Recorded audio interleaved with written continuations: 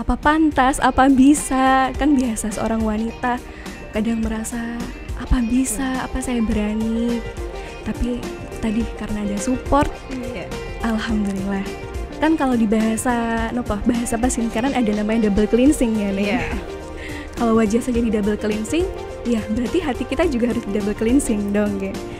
Tapi menurut saya sendiri, wanita yang cantik inside and out itu terbagi menjadi dua nih. Wanita yang cantik di dalam dan di luar, wanita yang cantik dohir dan batin.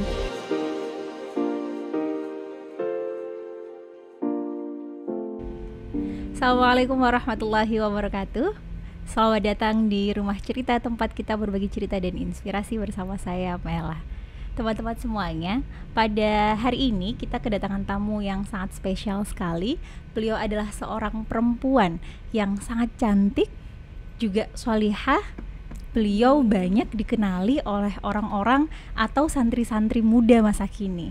Siapakah beliau? Mari kita sambut Ning Nisrina Salsabila. Assalamualaikum, Ning. Waalaikumsalam, Ning.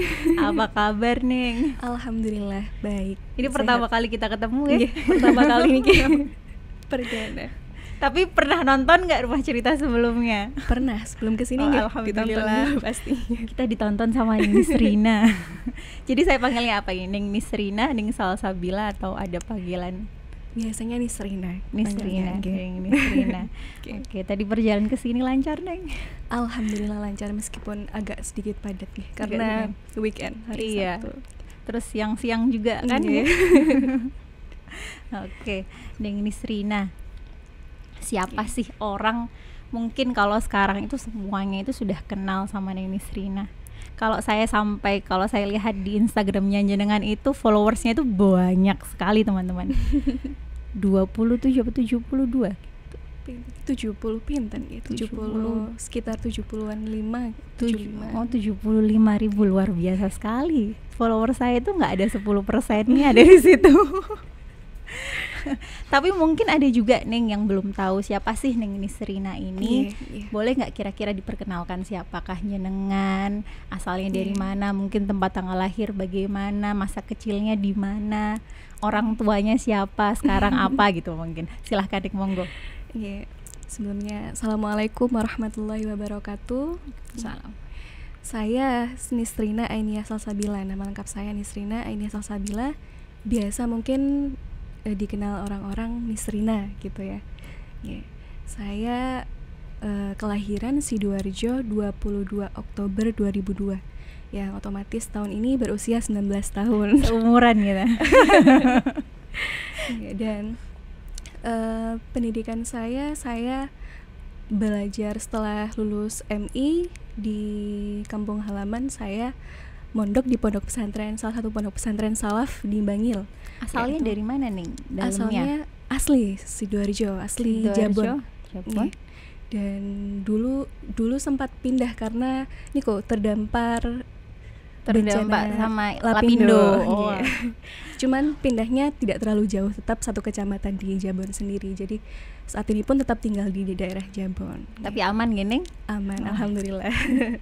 Iya, dan saya mondok di salah satu pondok salaf di Bangil, yaitu Pondok Salafiyah, yang terkenal dengan Ustadz Hoiron Husain dulu pengasuhnya. Satu atau dua, nih? Salafiyah satu di pusatnya. Dan saya di sana kurang lebih sekitar 4 tahunan. Setelah itu saya belajar tentang Al-Quran, mendalami Al-Quran dan menghafal di salah satu pondok pesantren di Jombang. Pondok pesantren Hamalatul Quran. Oh, Haki. Di situ saya menghafal Al-Quran dan mendalami tentang Al-Quran. Dan alhamdulillah saat ini saya sedang mengampu pendidikan di UIN Sunan Ampel Surabaya. Mahasiswa semester 4, jurusan tasawuf dan psikoterapi. Luar biasa sekali. Kalau boleh tahu, Neng, di Jabon itu pondok pesantren? Alhamdulillah. Namanya apa nih, mungkin bisa disebutkan saja buat nopo-nopo. Untuk di tanah kelahiran saya sendiri, asal saya sendiri, Pondok Pesantren Jawahirul Ulum, yang saat ini diasuh oleh kedua orang tua saya sendiri. Dan sekarang saya telah menikah dengan suami. Dapatnya dekat, tetangga desa. Di mana itu, Neng? Di Kedung Cangkring. Di Kedung Cangkring Yeah. Sidoarjo Kedung juga. Cangkring, Sajabon juga, Yeah. tetap satu kecamatan. Yeah. Dari Pondok Al Mahfudho, dan alhamdulillah sekarang diberi wadifah menjadi pengajar di Pondok Al Mahfudho juga, di Pondok Jawahirul Ulum juga. Yeah. Anak Neng ya, mudiknya nggak jauh-jauh. Dekat. Nggak macet juga kan? Nggak pernah macet. Itu sebuah rizki kan yang patut untuk disyukuri. Kalau mau pulang ya udah pulang aja. Kalau mau balik ya balik lagi gitu kan. Tidak perlu ada effort yang luar biasa gitu kan. Jadi sewaktu-waktu kalau kangen orang tua tinggal langsung. Iya betul. Terus nih, berarti sekarang aktivitasnya apa sejauh ini? Aktivitasnya sekarang yang pasti menjadi seorang istri, menjadi seorang mahasiswa juga, dan bisa dibilang ya masih menjadi santri karena masih terus belajar. Apalagi sekarang saya juga berada di lingkungan pondok pesantren juga, dan alhamdulillah sekarang juga menjadi pengajar, belajar juga masih. Karena proses belajar itu terus menerus, Neng, tidak bisa ada kita selesainya. Berhenti, tidak boleh berhenti. Tidak boleh berhenti. Menurut perihal ilmu kita tidak ada habisnya, kita terus belajar, terus tidak boleh puas akan ilmu, Niko. Betul sekali, luar biasa sekali. Berarti kalau sudah menikahnya umur berapa nih? Kalau berarti sekarang kan 20 tahun ya? Masih 19. 19 ya? Oh iya, sama kayak adik saya berarti nih. Oh iya.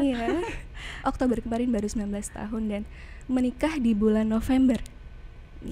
Jadi baru genap 19 tahun saya menikah di bulan November di umur 19 tahun juga. Sebentar, saya kepo ini, Neng. Sebelum kita lanjut saya kepo dulu. Menikah di usia 19 tahun. Iya. Itu apakah ada keinginan sendiri? Ataukah ada, saya nggak bilang paksaan, usulan dari orang tua? Yang pastinya menyangka bahwa akan menikah di usia 19 tahun sebelumnya tidak pernah menyangka ya. Tapi ya yang namanya takdir dan dipertemukan dengan seorang yang tepat, berjodoh di waktu yang tepat pula, ditakdirkan oleh Allah seperti itu, dimudahkan semua jalannya. Tidak disangka-sangka, tapi pertama memang pastinya saya mengenal suami juga pertama dari orang tua dengan orang tua. Setelah itu pun prosesnya masih panjang. Sampai di satu titik dari berbagai pertimbangan yang pada akhirnya ini orangnya dan memang ya ini waktunya begitu. Jadi ya sudah, bismillah saja. Itu kan cerita yang kalau orang mungkin dari orang non pesantren biasanya, kenapa sih mau aja, kayak saya dulu tuh saya ingat banget teman saya waktu saya bilang saya mau nikah, kok tiba-tiba banget nggak pernah lihat kamu jalan sama cowok atau ini kok tiba-tiba nikah gitu kan. Karena teman-teman saya banyak yang bukan dari kalangan pesantren, saya kuliahnya kan di universitas yang bukan banyak anak pesantrennya gitu. Ya karena seperti itu gitu kan. Kenapa mau aja, kan kamu juga bisa menolak gitu kan. Tapi waktu itu sempat ada pergolakan batin kan nih dari saya sendiri. Kalau jenengan gimana? Pasti memang menurut di kalangan luar pasti agak tabu. Benar. Ya, pasti seperti menikah muda di usia yang masih sangat belia dan mungkin kan dari perjodohan seperti itu ya. Kok mau kan bisa menolak kan seperti ini seperti itu. Dan usia masih sangat muda, pendidikan juga masih belum selesai. Mengapa memilih menikah seperti itu? Ya dari saya sendiri, dari kisah saya sendiri, dari saya pun niat menikah yang pertama ya memang pokoknya nikah niku diniati memang karena Allah saja, karena ibadah sudah. Dan yang kedua saya sendiri diniati nurut dengan orang tua, manut dengan orang tua, karena saya sendiri pun yakin orang tua manapun tidak mungkin ada yang yang memilihkan, pasti semua orang tua pasti ingin dan memilihkan yang terbaik untuk anaknya. Dan dari situ ya memang namanya jodoh ya, Allah niku memberi isyarah, pasti memberi sinyal jika memang dia yang terbaik buat kita. Langsung klik gitu Langsung kan ya. klik. Dan salah satunya yang saya rasakan dari perjalanan dari proses-proses semua ini dilancarkan, tidak ada hambatan, tidak ada halangan, semua dilancarkan. Dan kebaikan beliau, suami saya, semua dalam artian tidak pernah terdengar hal-hal yang bagaimana. Itu kan itu kan sebagai bentuk isyarah dari Gusti Allah, bahwasannya ya memang itu yang terbaik untuk kamu. Dan di waktu dan saya pun ditunjukkan bahwasannya dari keluarga, dari orang tua, dari lingkungan juga, bahwa ya sudah, kalau sudah bertemu, kalau sudah klik, kalau sudah cocok, semuanya kedua orang tua sama-sama dua belah pihak keluarga, ya sudah. Apalagi Bismillah yang gitu ditunggu. ya. Iya, Bismillah, mantep pokoknya. Niatnya itu tadi ibadah dan niat manut sama orang tua. Karena kalau kita niatnya sudah tidak ada lagi yang bisa menghalangi ya.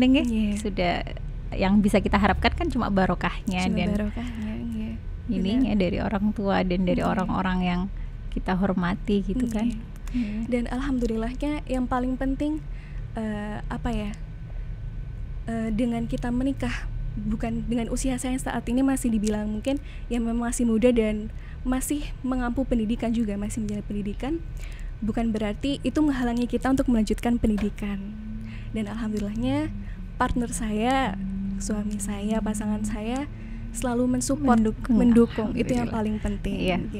Jadi kita saling sama. Beliau pun juga masih mengampu pendidikan saat ini. Jadi kami berdua pun saling support satu sama lain. Itu yang paling penting.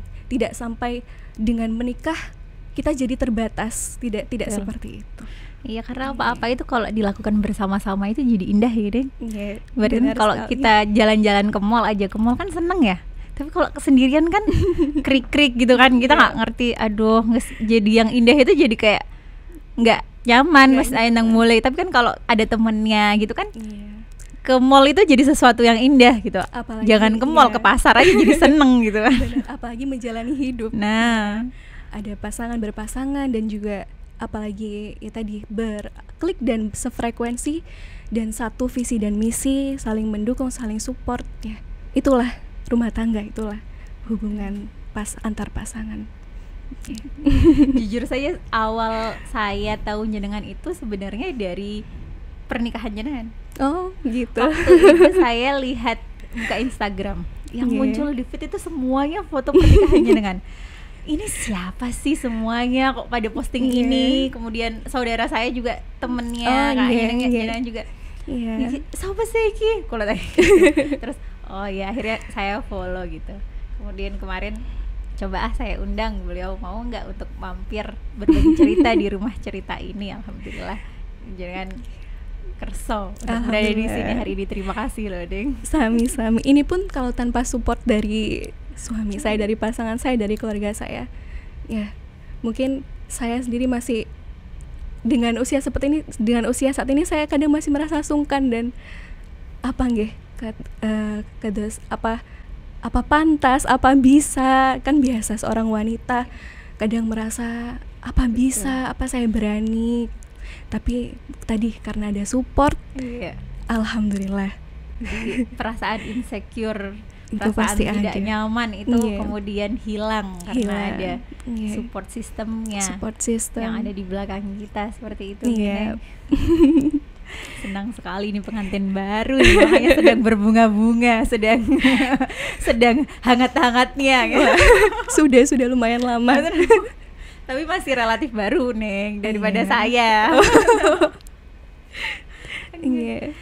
Saya tuh lihat dari Instagram, ya Allah Neng iki lho wayu.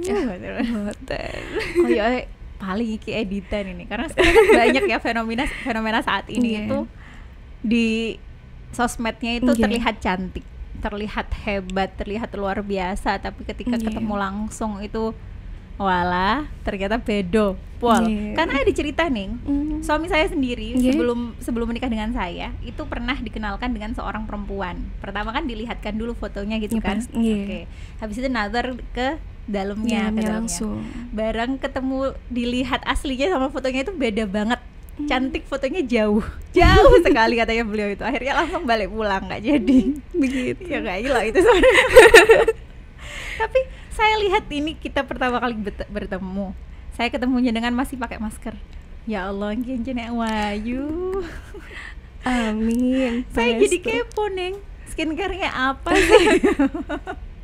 Kalau biasanya orang-orang di sosial media pasti jawabnya air wudhu begitu. Saya itu sangat tidak percaya kalau ada yang bilang skincare saya hanya air wudhu wudhu saja. Karena itu tidak mungkin. Berarti apa orang yang kulitnya bermasalah itu nggak pernah wudhu kan? Enggak juga gitu kan. Jadi rahasia cantiknya apa nih? Pastinya nopo nggih. Ya dari cantik tuh kan dohir dan batin nggih. Dari dohir kan kita berikhtiar dengan niat menjaga ciptaan Allah juga, mensyukuri nikmat Allah. Pastinya kita harus merawat bagian luar tubuh kita, wajah kita. Ya dirawat dengan cara mungkin kalau wajah nggih dengan memakai skincare nggih. Tidak perlu yang bagaimana ya, yang penting yang cocok dengan wajah kita. Nggih. Bukan berarti kayak nopo nggih dan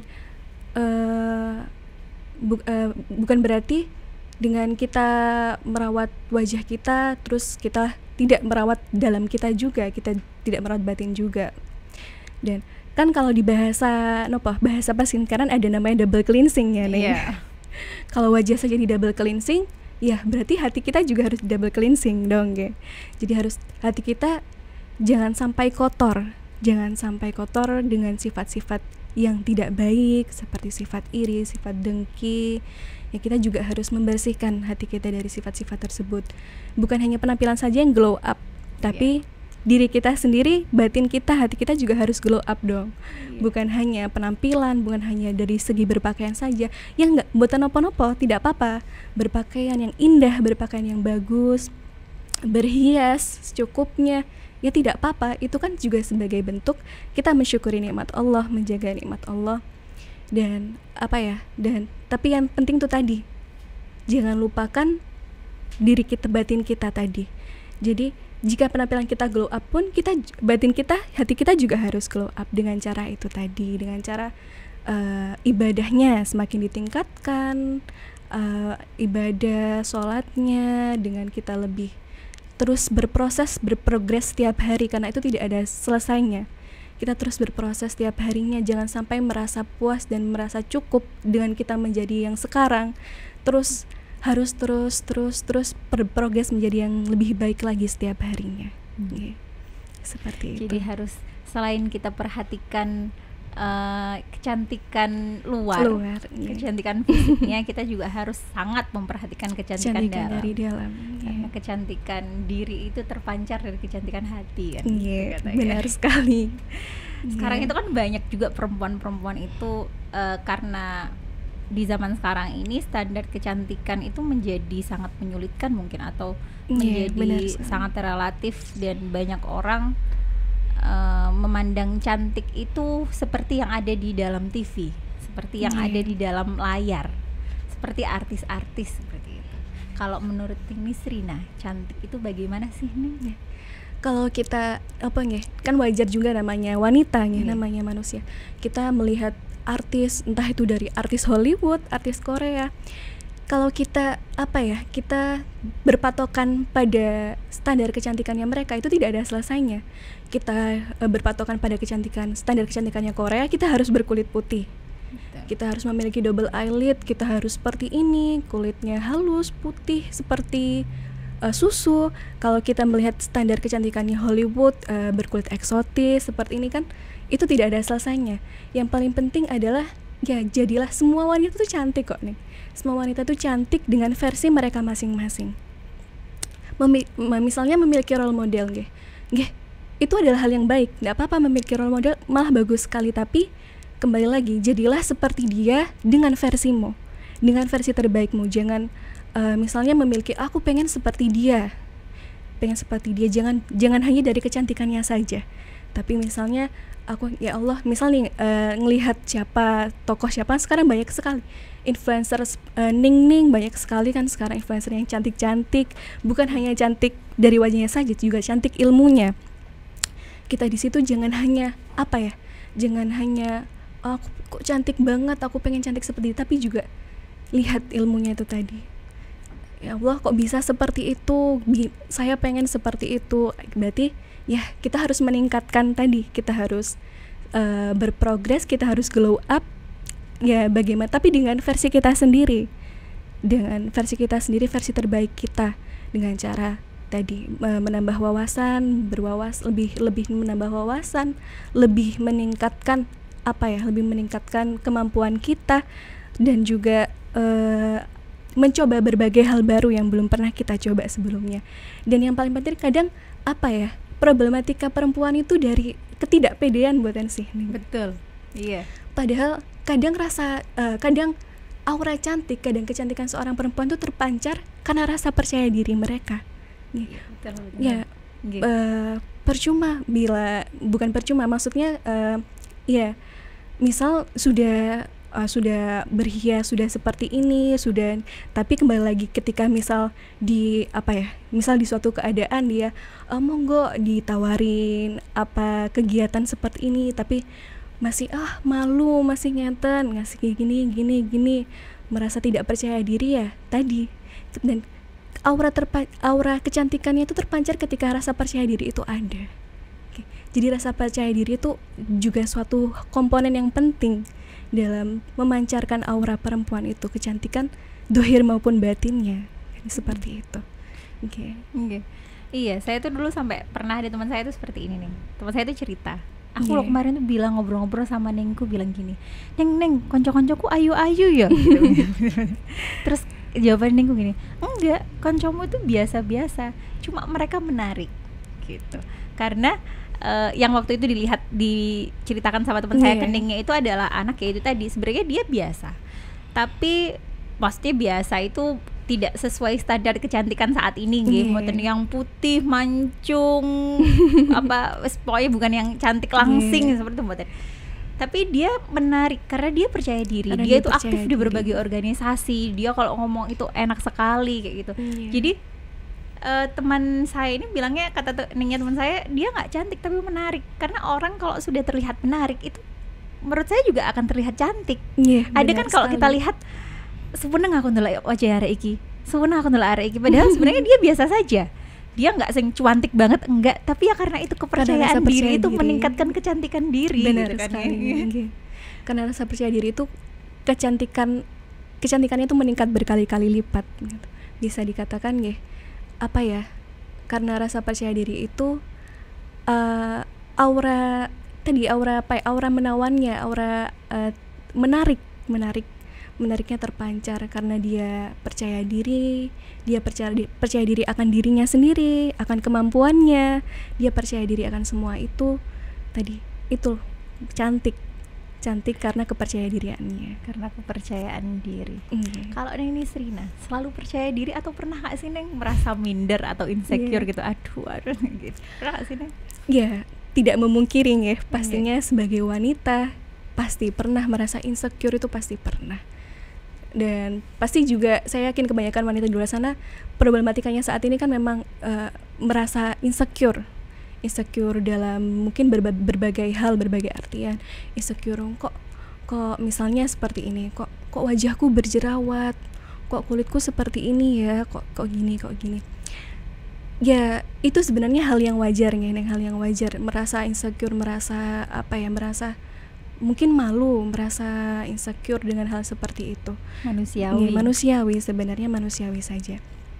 Tapi ya misal tadi saya insecure, wajah saya berjerawat, itu hal yang jalan keluarnya dengan cara dirawat, dengan cara kita merawat, bagaimana kita mengobatinya. Yang paling penting yang paling penting adalah kita kan kita tadi merasa insecure seperti itu, merasa insecure dengan keadaan dohir kita. Dan lebih lagi ya, yang paling penting adalah kita insecure ketika melihat orang lain wawasannya lebih luas, ilmunya lebih luas, lebih dalam. Itu alangkah lebih baiknya kita insecure perihal hal-hal seperti itu. Karena perihal hal-hal duniawi saja, perihal hal-hal apa ya, seperti penampilan saja gitu. Seperti pakaianku kok nggak bagus ya, pakaian dia kok bagus seperti ini. Ya memang wajar, tapi alangkah lebih baiknya kita insecure melihat orang-orang, melihat tokoh-tokoh, melihat wanita-wanita yang berwawasannya luas, yang kemampuannya Masya Allah seperti itu, ya, yang hebat-hebat, yang mandiri, yang independen, yang wanita-wanita karir di luar sana, yang hebat-hebat Masya Allah itu.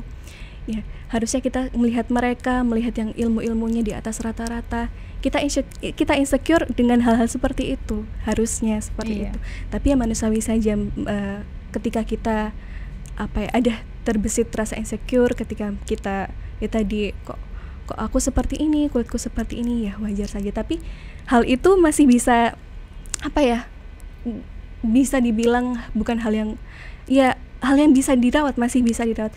Tapi jangan sampai ketika kalau wajah misalnya wajah misalnya tadi berjerawat kotor, ya itu bisa dirawat, dengan cara kita bisa dipoles, bisa dengan kita memakai skincare, dengan kita memakai make up misalnya. Tapi jangan sampai ketika hati kita yang kotor. Karena kalau sudah hati kita yang kotor, itu agak-agak sulit. Lebih sulit membersihkan hati daripada membersihkan wajah. Nggih mboten sih. Makanya banyak ada yang bilang kalau wajah jelek itu bisa dipoles, tapi kalau hati yang jelek itu susah buat dipoles. Ya kan nih? Karena proses. Hati itu proses, tidak bisa serta-merta langsung wes ngene api langsung jadi api, tidak. Ada proses panjang dari kecil, dari terus menerus hingga menjadi bagus. Kalau wajah sekarang misalkan ini bisa langsung aja di make up, bisa tertutup semuanya. Tidak semudah ditutup oleh concealer. Nah, kalau hati nggak ada concealernya, hati nggak ada.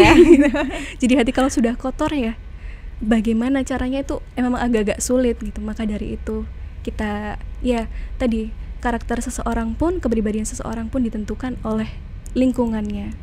Yang sangat yang sangat berkontribusi besar dalam membentuk karakter, membentuk kepribadian seseorang adalah lingkungan tadi. Maka dari itu kita juga sebagai wanita kita harus pintar-pintar memilih lingkungan, partner dalam artian teman, partner pasangan pun juga seperti itu tadi. Karena kalau pasangan kita tidak mensupport, malah istilahnya anak sekarang posesif ya. Posesif.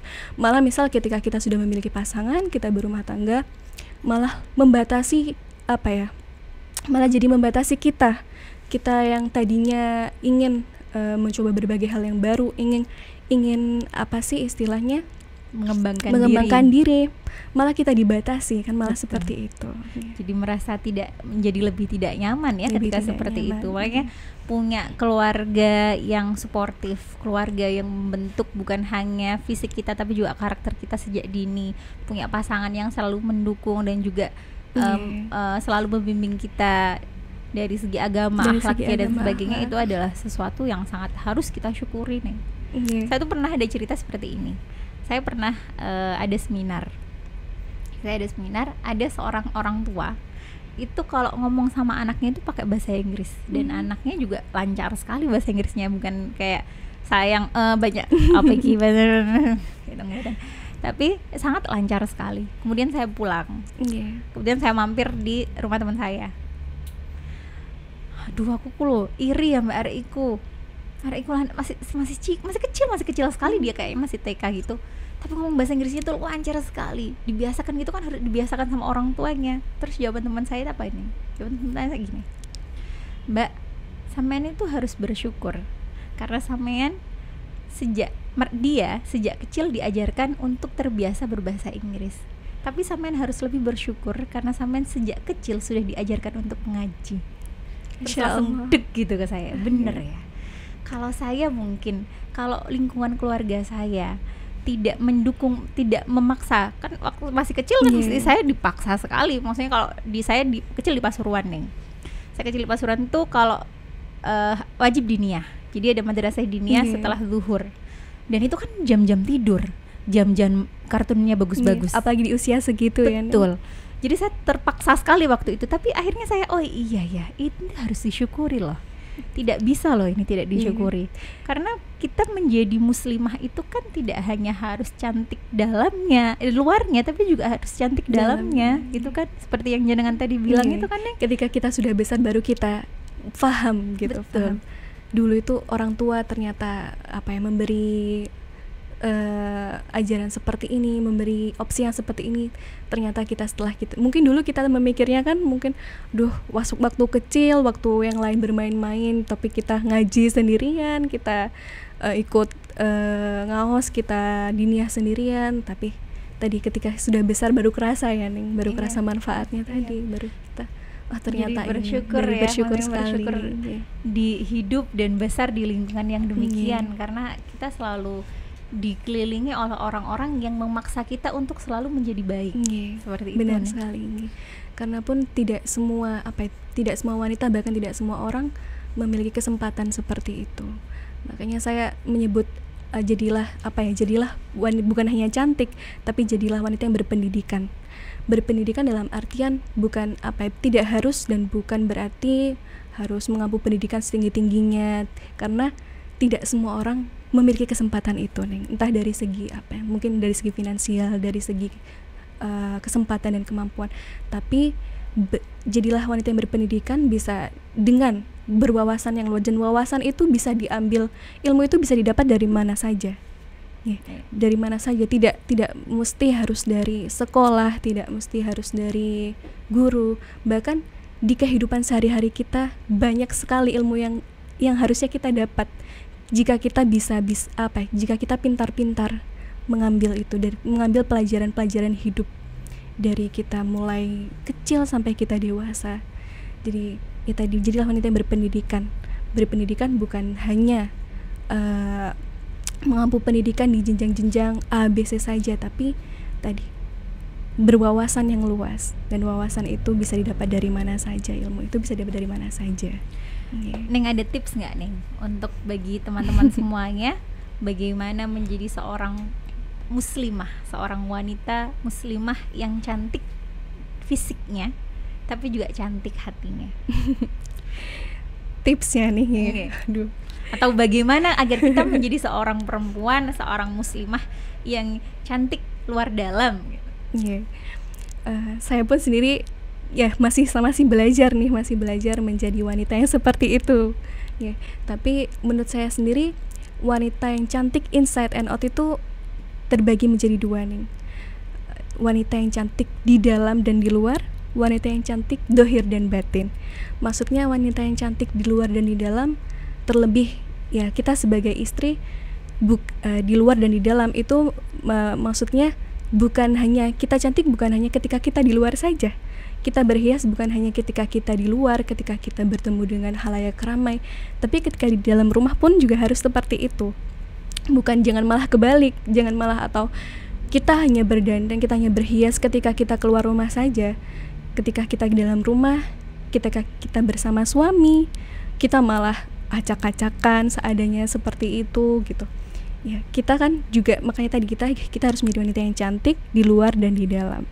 Bahkan kan sudah dijelaskan di beberapa hadis bahwasannya jangan malah terbalik, jangan malah hanya cantik, jangan malah hanya berhias ketika di luar rumah saja, tapi ketika di dalam rumah, ketika dengan suami, kita harus menyenangkan suami, kita harus berhias cantik mungkin, jangan hanya di luar saja. Dan cantik dohir dan batin tadi kita juga bukan hanya kita mengejar cantik dohir saja, bukan hanya kita mengejar cantik yang cantik luar, cantik fisik, cantik penampilan, tapi kita juga harus mempercantik hati kita tadi dengan cara apa? Dengan cara terus berprogres,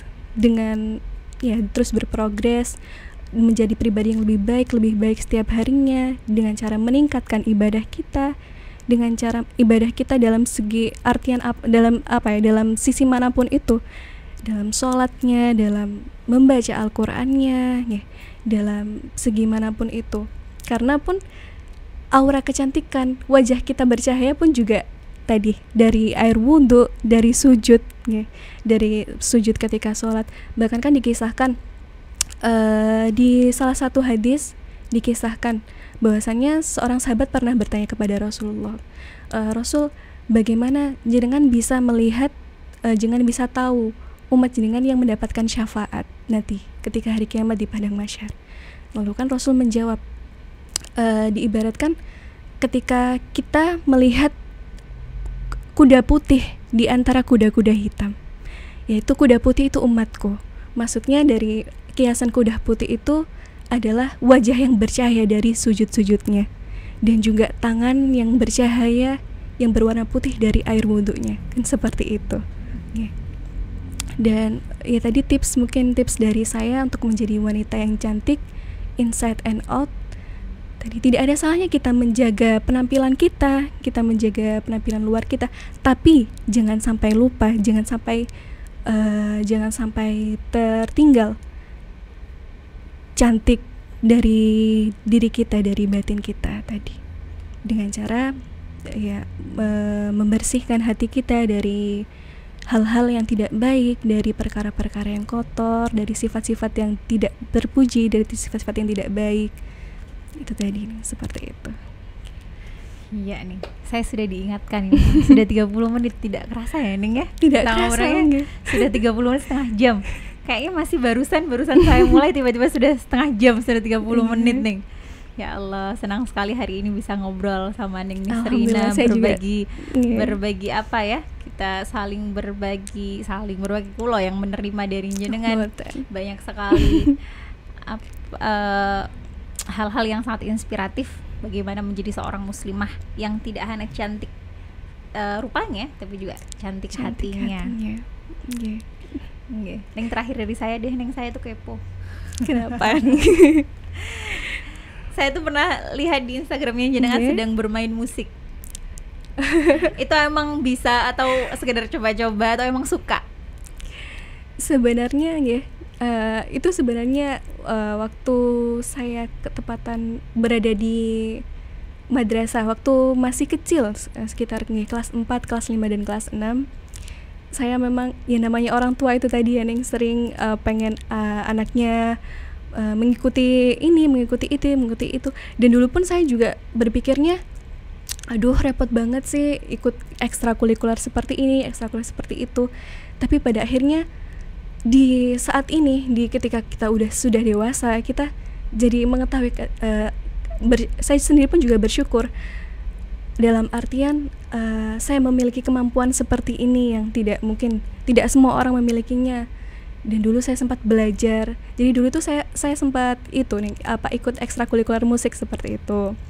Tapi sekarang karena memang sudah bukan waktunya lagi, sudah berbeda zamannya, jadi sudah tidak terasa. Tapi dulu saya memiliki pengalaman memang di bidang musik. Saya mengikuti beberapa lomba, terlebih khusus di kosidahnya, Neng.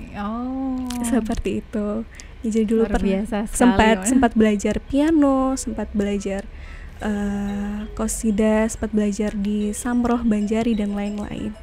Seperti itu. Saya tuh dulu tuh sempat waktu kecil gini, saya tuh iri sekali dengan orang yang bisa bermain musik.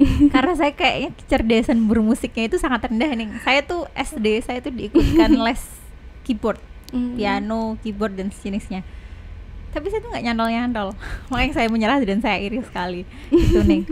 Oke Neng, kayaknya hari ini pada kesempatan ini kita cukupkan dulu sampai di sini. Terima kasih banyak sudah mau mampir dan berbagi cerita di Rumah Cerita untuk teman-teman semuanya. Dan terima kasih juga untuk teman-teman semuanya karena sudah menonton podcast kita hari ini. Dan poinnya dari obrolan kita bersama Neng Nisrina hari ini adalah jangan hanya jadi seorang muslimah yang cantik dari segi fisiknya, tapi yang terpenting adalah bagaimana kita menjadi muslimah yang cantik dalamnya. beauty outside, solihah inside, gitu kan Iya, benar sekali. Oke, jangan lupa teman-teman selalu saksikan Rumah Cerita setiap hari Ahad jam 2 siang di YouTube channelnya TV9 Surabaya, dan sampai jumpa dalam podcast kita selanjutnya. Assalamualaikum warahmatullahi wabarakatuh.